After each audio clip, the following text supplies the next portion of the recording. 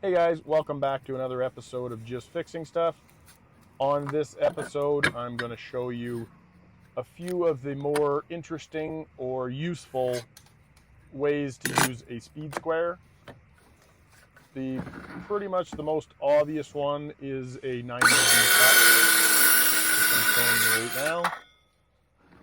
Most people will know about this one.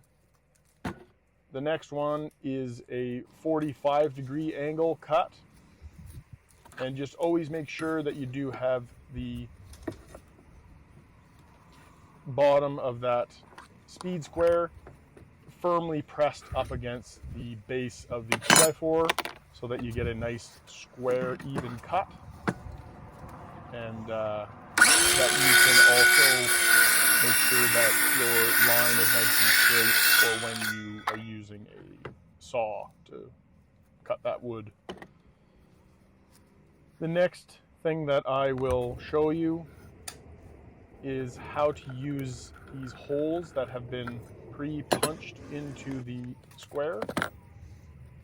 These are great for marking out different sizes if you got a whole bunch of holes to drill in your 2x4s, especially if you're using something like lag bolts and you have to fasten a few 2x4s together.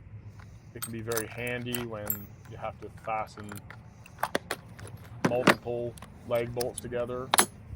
Just kind of speeds things up. These drill bits are fantastic. I'll probably do a